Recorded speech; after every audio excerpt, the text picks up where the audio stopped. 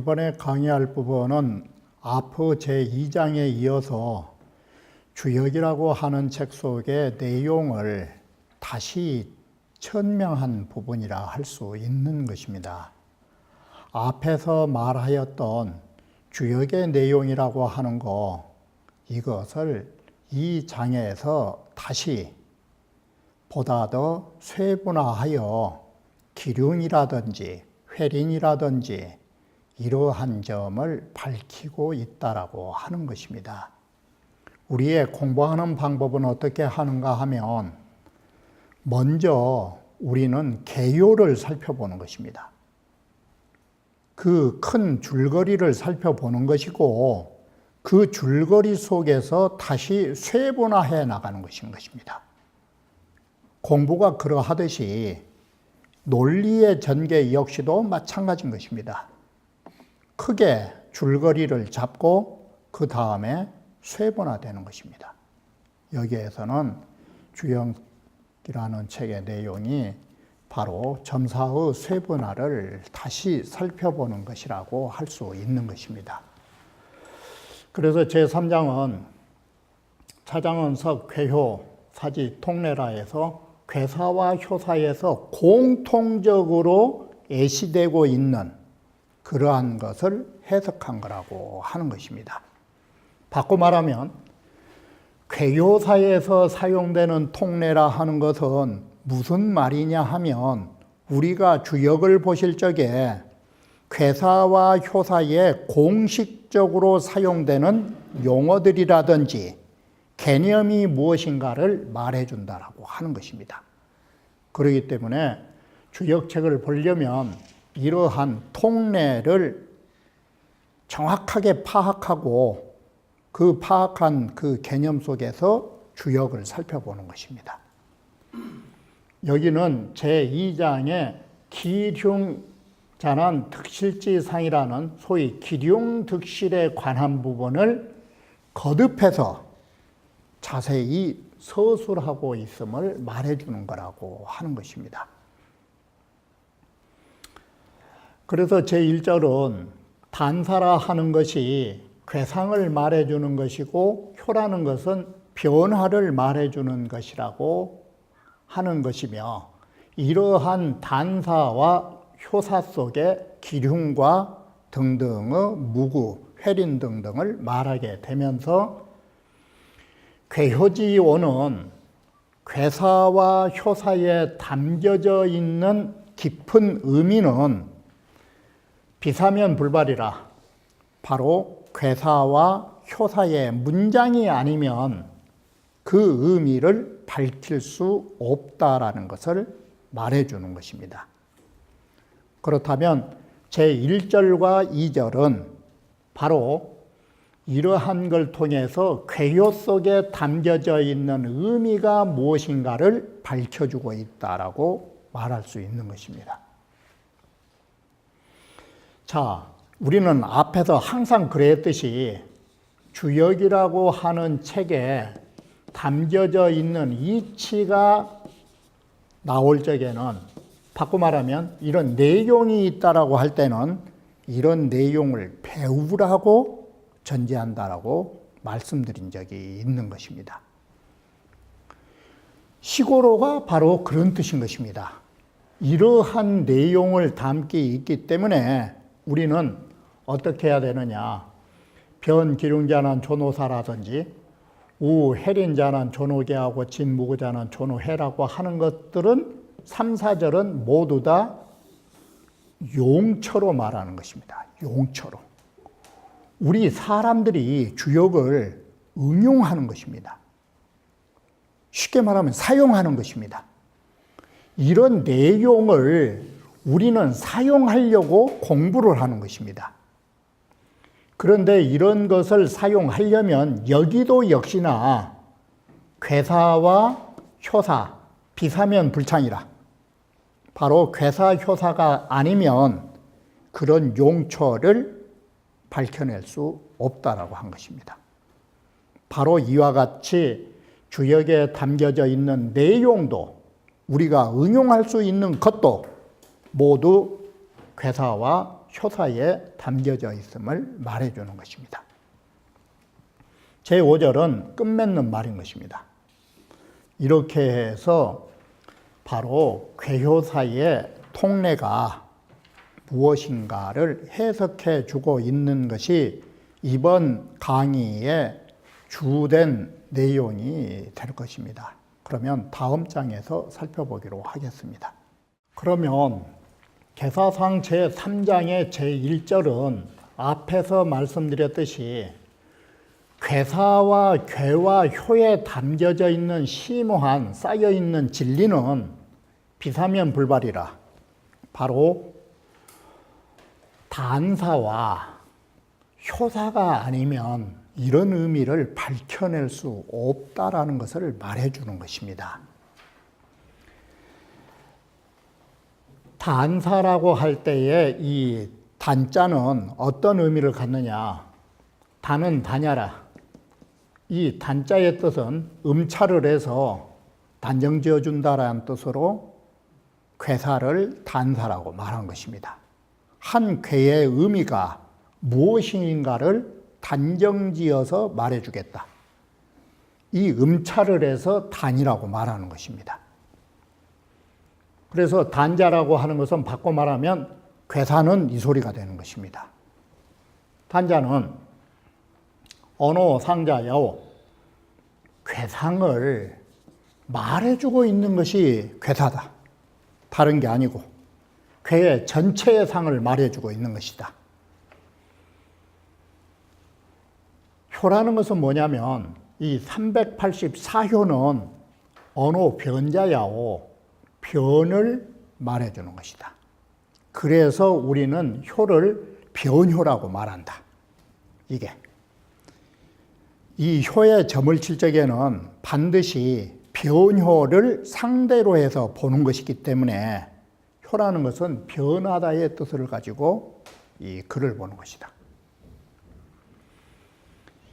본의에 단언의 괴산이 단사라고 하는 이 단사라고도 바로 쓰는데 이 단사라고 하는 것은 괴사를 말하는 것이다. 그리고 문왕소작자오, 이건 문왕이 지으신 거라고 말한 것입니다. 그리고 효라는 것은 효사를 말하는데 이건 주공이 지은 저자로 보는 것입니다.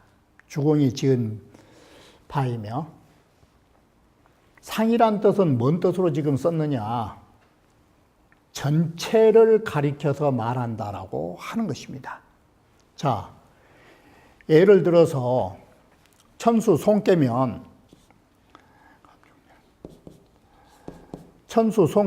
이 감깨로 이게 수가 되고 이 건이 천으로 이 천수 송이 되면 이것은 송사라고 하는 것인데 바로 이 괴라고 하는 것은 송사의 전체를 말한 것입니다. 이게 바로 이와 같이 괴라고 하는 것은 송사하면 전체를 말하는 것이고 효라는 것은 뭐냐?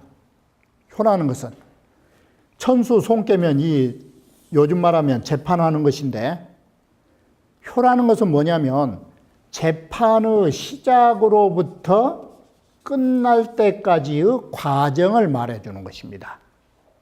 그래서 천수송깨의 첫 효는 재판의 시작이고 끝은 재판의 마지막 부분인 것입니다. 이러한 부분들을 세분화하면 절이라 한다라는 것이에요. 그래서 괴사와 효사는 어떤 의미냐? 전체와 부분이에요. 그래서 괴사는 사건의 전체를 보는 것이고 효라는 것은 뭐냐? 괴라는 것은 일의 전체를 보는 거라면 변으로 나온 효는 뭐냐? 바로 이 사건 속의 시간의 변화를 본다라는 것이에요. 이게. 이렇게 해서 괴와 효라고 하는 것이 여기에서 눈여겨보시는 것은 사건의 전체와 사건의 일부분에 따라서 괴사와 효사는 달라진다 이 소리예요. 이렇게 해서 괴와 효의 개념이 정립되고 있다라고 하는 것입니다. 여교실리무실사라 주역이라고 하는 것은 실제의 이치를 담고 있는 것이지 어떤 실제의 일은 없는 것이에요. 송사 송자가 송사의 이치가 있지 그런 실제의 일이 있어서 붙여진 건 아니에요. 그래서 송이라고 하는 상징화를 시켜서 송괴를 만들어낸 것이에요. 인간사를 갖다 붙인 것이에요. 그래서 우주 대자연에는 예를 들면 송사송자나 아니면은 어릴몽자, 어린아이를 교육시킨 것이나 이러한 것은 우주에는 없는 것이에요. 그럴 이치가 있는 것이지 하늘이 실제로 어린아이를 가르치는 일이 없다고요. 우물정자와 소정자가 있으면 우물과 같은 이치가 있지 하늘 위에 우물이 있고 하늘 위에 솥단지가 있는 건 아니에요. 이게 바로 이와 같이 주역에는 실질적인 그런 이치가 있을 뿐이지 실질적인 도구라든지 현상의 일이 있다라고 보지 않은 것이에요. 그래서 이치를 상징화한 것이 괴사라고 하는 것이에요. 이게. 자, 괴립이 상형에 괴가 성립되면 이 성립된 괴가 뭐가 나타나느냐? 이 괴에는 상이 있기 때문에 괴가 만들어지면 세워진 것이 뭐냐? 형체로 나타난 거예요. 이렇게 해서 괴가 성립돼서 이 상이 나타나게 되면 어의 준결이 혼성이라 바로 그 괴상의 어의는 말과 그 속에 담겨져 있는 뜻은 준결하다. 고준하고 깔끔하다. 그러면서도 두리뭉실하게 글을 쓰는 것이다. 이게. 그래서 준결하면서도 혼성이라고 하는 의미가 뭔 뜻이냐. 두리뭉실하다 이 소리의 소개가 이건 유사성을 갖고 말한 것이에요. 뚜렷하게 집어낸 거 아니에요. 그래서 우리는 이걸 상이라고 말한 것이다. 혼성의 개념을 가지고 이게 여규정리 무정용이라 주역에는 일정한 이치는 있는데 반드시 그렇게 된다라는 이치는 갖고 있지만 그런 용도는 없다. 용도는 누가 하느냐? 인간 사회에서 사용하는 것이에요. 이건. 그렇기 때문에 우리는 이것을 변이라고 말한다. 그런데 효립이 변저하니 효가 성립되면 효는 변이기 때문에 성립된 게 뭐냐면 나타나는 거예요. 효가 성립되면 변이 나타나는 것이다. 그럴 때 변이 나타나는 것은 뭐냐면 조리가 정밀하다. 조리가 정밀하다는 뜻은 뭔 말이냐면 앞서에서 말한 천수송이나 산수몽깨나 이러한 글을 보면 어린아이를 가르칠 적에 누가 선생이고 어느 사람이 피교육자로서 어떻게 가르쳐야 할 것인가. 재판은 처음부터 끝날 때까지 어떤 맥락으로 이어지고 있는가. 이게 조리정밀이에요. 조리는 바꿔 말하면 맥락이에요. 사건의 맥락이 정밀하게 거기에는 전개되고 있다. 모든 것을 말끔하게 쓸어줬기 때문에 이걸 변화라고 말한다. 이렇게 해서 괴사라고 하는 의와 효사라고 하는 의의가 무엇인가를 제1절에서 말하고 있다라고 하는 것입니다.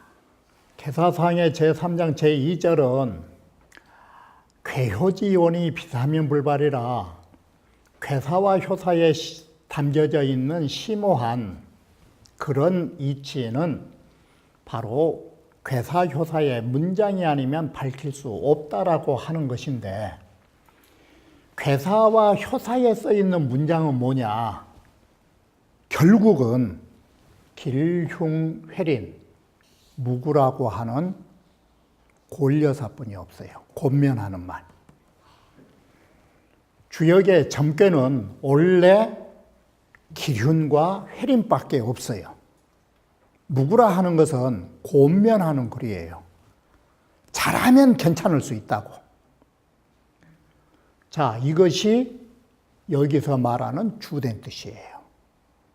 그렇게 주역에 글은 많은 것처럼 보이지만 결국은 기륭, 회린과 무구밖에 없다. 이게. 그러면 기륭이라는 것은 앞에서 나왔다시피 실득지 상이하고 그랬잖아, 이게. 기륭이라는 것은 그 실득을 말하는 것이다. 잘했다, 잘못했다. 잘잘못에 의하여 얻어지는 결과를 말해주는 것이다. 회리는 그럼 뭐냐? 자, 앞에서는 우지상이라고 썼었어요. 걱정하고 헤아리는 거라고. 근데 여기는 소자라고 썼어요. 작은 하자를 가지고 있는 것이다. 이게. 그래서 기륭처럼 극단적인 것이 아니에요. 기륭은 양극화예요. 이것 아니면 저것으로 좋다 아니면 나쁘다. 나쁘지 않으면 좋다의 양극화의 상대성을 가지고 논술된 것이에요. 그런데 회린이라는 것은 앞에 말한 대로 중간 단계에 있기 때문에 약간의 하자를 가지고 있는 것이라고 말할 수 있다. 이렇게 된 것이에요. 예. 근데 여기에서 점괘는 아닌데 무구라는 말을 쓰고 있어요. 주역에는. 무구라는 말은 뭔 말이냐면 전제가 잘못이 없다. 이렇게 하면 잘못이 없다라는 것은 뭘 전제로 하느냐? 원래 잘못된 것이에요. 원래 좋지 못해서 잘못이 있는데 이렇게 하면 잘못이 없어진다라고 하는 거예요. 이게. 보다 더 쉽게 표현하면 주역에다가 여염집에 있는 점친 사람 말을 비유할 말은 아니겠지만 점친 사람들이 어떻게 하느냐. 점치는 것도 좋다 나쁘다예요. 그런데 점을 치는 사람들이 대부분 어떤 말을 하느냐. 교통사고가 날 수가 있는데 조심하면 혹시 면할 수 있겠다고. 그것이 무구의 개념이에요. 원래 좋지 않은 것인데 잘하면 괜찮아진다. 이건 곤면지사지. 곤하고 그렇게 하도록 고려하는 말이지 점괘는 아니에요. 이게. 그런데 이것이 성인의 너그러운 부분이에요. 안 좋은 일이지만 좋은 일로 계도할 수 있도록 이끌어준 점괘가 무구예요. 이게. 그러니까 방금 여점집에 점쟁이 말을 해서 좀 미안한데 점친 사람들이 대체로 뭐라 하느냐. 아주 안 좋은데 이렇게 하면 어떻게 액땜을 해서 잘 넘어갈 것 같다고. 그것이 조심하도록 면녀, 격려해 줌과 동시에 위안을 주고 우리에게 다시 좋은 길로 갈 수 있는 회개의 길을 열어주는 것이에요. 이게 성인의 너그러운 부분인 것이에요. 사실은. 그래서 무구라는 것은 뭐냐. 여기에서 글자가 선자가 들어가요. 잘하면 이 소리예요. 그래서 만약에 잘못하면 그 허물을 보완할 수가 없는 거예요. 그래서 무구란 말은 우리가 그 일을 지금은 안 좋지만 잘 할 것 같으면 그 잘못을 보완해서 어떻게 액땜할 수 있을 것 같다고. 이게 무구의 두 글자예요. 이게. 그래서 이 글자 자체가 선자가 들어간 거예요. 만약에 잘못 그대로 해보면 그 허물의 액땜은 안 되는 거라고. 바로 이 부분을 우리에게 다시 한번 잘못해서 분명히 잘못되고 있지만 다시 한번 잘하시면 거기에서 벗어날 수 있다라는 용서의 길을 열어놓은 것이에요. 무구의 두 글자가. 그래서 잘못된 일이지만 지금이라도 잘하시면 그 잘못에 대한 이 과자가 나쁘게 말하면 이자 아니에요, 이자.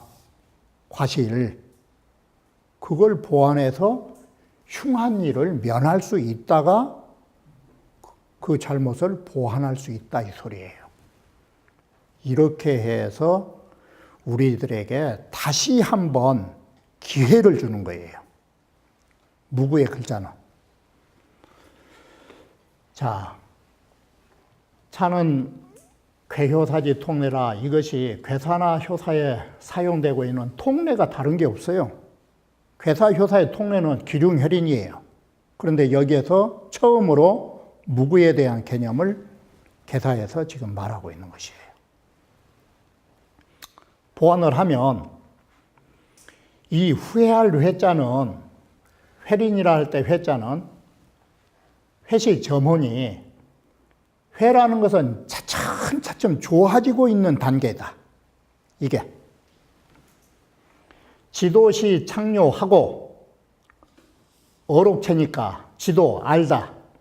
아, 이것이 내가 잘못됐구나. 창료, 잘못됐다라는 것을 알고 변유 진선질이니 이 후회라는 것은 어디서 나오느냐? 이 후회라는 것은 자기 잘못을 인지한 데에서 후회가 나온 것이에요. 그래서 멍청한 사람들은 후회가 없는 거예요. 그래서 동물 세계에는 후회가 없는 거예요. 잘못을 인지하지 못하니까. 이 후회라는 것은 인간만이 가질 수 있는 감정이에요.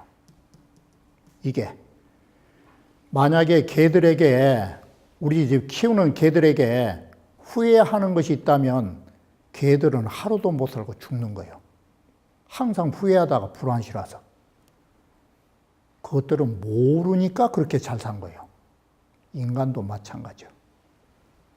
인간도 잘못하고도 편하게 산 사람, 강아지처럼 후회할 수 있는 인지 능력이 없으니까 잘못한 것도 모르는 거예요. 그러면 그 사람은 편안한 거예요. 인간이 아니라 하나의 동물로. 이 후회는 잘못을 인지한 데에서 나오는 거예요. 이게. 바로 이 잘못을 인지한 것이 1차고 2차로 우리는 고쳐가는 거예요. 이게. 그래서 곧 진선의 이치가 있단 말은 선으로 나아갈 수 있는 이치, 가능성을 가지고 있는 거예요. 이게 후회가 점점 좋아지게 되는 원인이에요. 그래서 후회라는 것은 모르는 데서 나온 게 없어요. 알아야 돼요. 알고 행동하는 거예요. 그러면 지금 여기에서 눈여겨보셔야 할 것이, 여기에 진선이라는 뜻이 뭔 뜻이냐면 이 뜻이에요. 선보가. 이게 후회를 통해서 그 잘못이 보완되고 있는 과정을 설명하고 있는 거예요. 이게 선보가예요. 잘 해가지고 그 잘못을 보완해 나가는 관계를 이렇게 쓰는 것이에요. 주자가 보완해뒀을 때. 그러면 후회는 어때 이제? 곧 무구에 이르게 된다. 이게. 그래서 괜찮아진다. 무구에 이르면 이제 그 잘못을 보완받았을 거 아니에요, 이게. 그런데 인이라는 것은 앞에서는 주자께서 외외세세라. 그냥 스물하니 그냥 우물쭈물 한다고 이렇게 썼는데 여기에서는 린자를 이 글자를 쓰지 않고 어떻게 썼냐면 암호설불치라. 암호라는 것은 우물우물하다 이 소리예요. 분명하게 자기가 잘못한 걸 알면서도 우물쩍 하고서 넘어간 거예요. 이게. 그래 모른 게 아니에요. 우물쩍거린 것은 알고 있으면서도 용단을 못 내려가지고 비미적거린 거예요. 이게. 그래서 인이라는 것은 앞에서 말씀드렸듯이 이 우자를 쓰는 거예요. 그 사실을 모르는 건 아니에요. 알고 있지만 우물거리면서 자기가 잘못했다고 말도 않고 그냥 골륜탐조라고 그 새가 대추 먹듯이 맛도 모르고 그냥 꼴딱꼴딱 생긴 거예요. 이게. 이렇게 해서 우물거리면서 말을 하는 거예요. 그런다고 그 사람 마음속이 편하느냐. 말은 안 해도 바로 심화 부족을 몰보녀라 마음속에 뭔가 부족한 것을 구분을 않고 그냥 우물거리고 사는 거예요. 그러나 아직은 미지유 대가라 큰 대과까지는 가지 않는 것이 흉한 데를 가야 대과를 갈 거 아니야. 흉처를 가야. 이것은 길한 데서 흉하는 가는 중간 단계이기 때문에 대과는 아니에요. 그래서 우리는 그 중간 단계를 소가라고 말한 것이다. 연이나 이 소가는 필경시 소가라. 결국 이건 작은 잘못이에요. 이 하자는 과자로 통한다. 크지는 않지만 작은 하자가 작은 잘못을 범했다. 자, 그래서 소자는 겸양이라 소자라 하는 것은 두 가지의 뜻을 겸하고 있다. 이게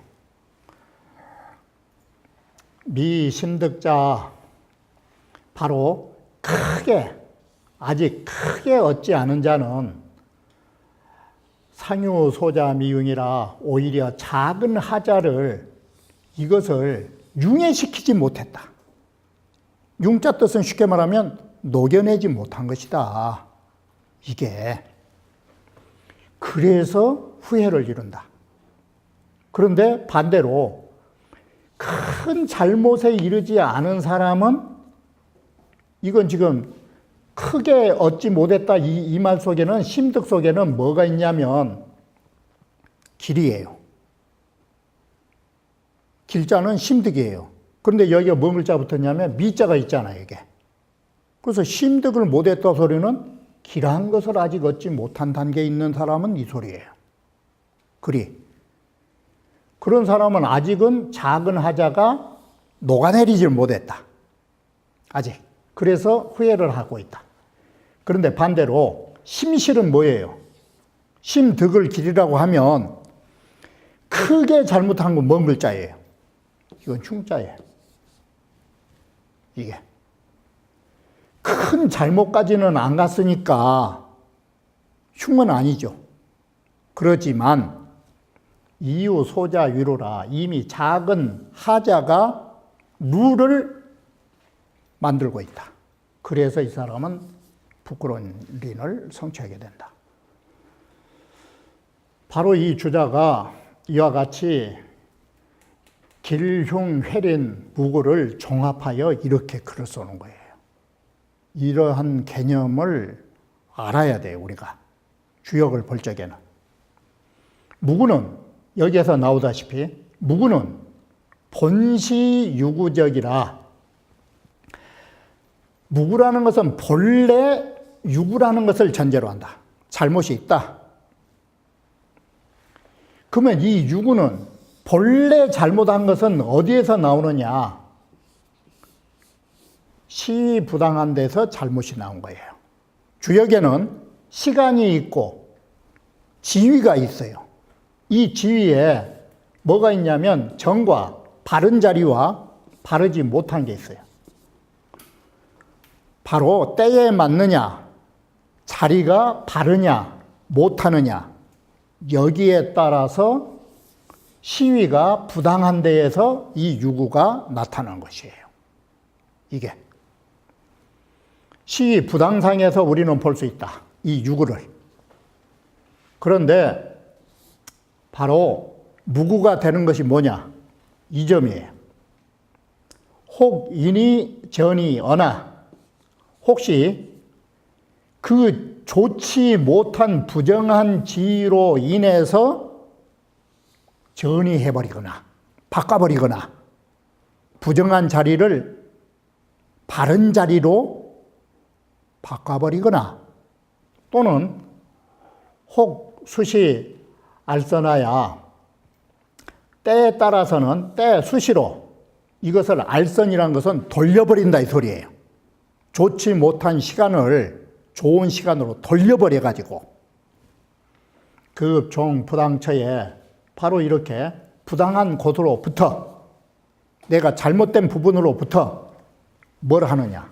간출 일단 호처라.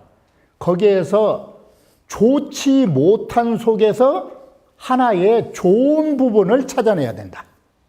이게 이 말은 뭔 말이냐면 세상을 살다 보면 안 좋은 일을 당해도 안 좋은 일 속에는 다시 좋은 일로 전환할 수 있는 기회가 있어요.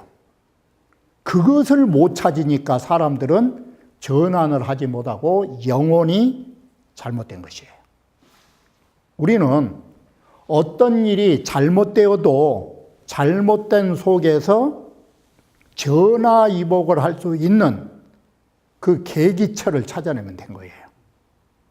그게 포기가 아니라 우리는 긍정적으로 지금 현실이 잘못되었다면 이 분명한 잘못 속에서도 어느 한 부분 좋은 부분이 무엇인가를 찾아내야 된 거예요. 부정 속에서 긍정을 찾아내야 된 거예요. 그러면 전환된 것이에요. 이게 바로 이렇게 주역은 긍정적이에요. 진취적이고. 그러면 우리는 선보고라고 한다. 우리는 잘 해가지고 그 잘못된 부분을 좋은 부분으로 보완해서 만들 수 있다라고. 이것이 주역이라고 하는 것이 무구라는 두 글자, 우리 인생을 사는 데 있어서도 가장 필요한 것이에요. 우리가 세상을 살다 보면 좋은 일만 전개되느냐, 우리는 좋은 일보다는 안 되는 일이 더 많아요. 그런데 안 되는 속에서도 전체가 나쁜 건 아니에요. 그 속에 가능성이 있는 것이에요. 예를 들면 내가 지금 공부를 못하고 있다면 그건 분명히 잘못된 것이에요. 그러나 공부를 잘할 수 있는 좋은 부분도 동시에 존재한 거예요. 공부가 잘 안 되는 속에서 공부를 잘할 수 있는 전기를 마련한 것이 선보가예요. 이게 우리 인생살이가 이 무구 두 글자를 잘 보셔야 되는 거예요. 우리는 항상 좋은 걸로 나가는 세상이 아니에요. 잘못되어 있는 부분에서 그것을 다시 잡고 일어설 수 있는 것. 이 말은 뭔 말이냐면 땅에서 자빠졌으면, 땅에서 넘어졌으면 어떻게 일어나야 되느냐? 다시 땅을 짚고 일어나야 되는 거예요. 우리는 내 자신이 넘어질 수 있었던 것도 땅이지만 다시 일어설 수 있게끔 만들어준 것도 땅이라는 사실을 잊어서는 안 되는 거예요. 우리가 넘어진 몸이 이 땅 때문에 잘못했다고 영원히 누워 계시면 그건 무덤인 것이에요. 그건 들어가셔야지, 땅 속으로. 그러나 다시 일어나면 되는 거예요. 이게 선보고예요. 이게 인생살이에 포기하지 말고 좌절하지 말고 긍정적으로 일을 해결할 수 있는 성인의 너그러운 마음이라고 하는 것입니다. 그러면 다음 강좌에서 다시 말씀드리기로 하겠습니다.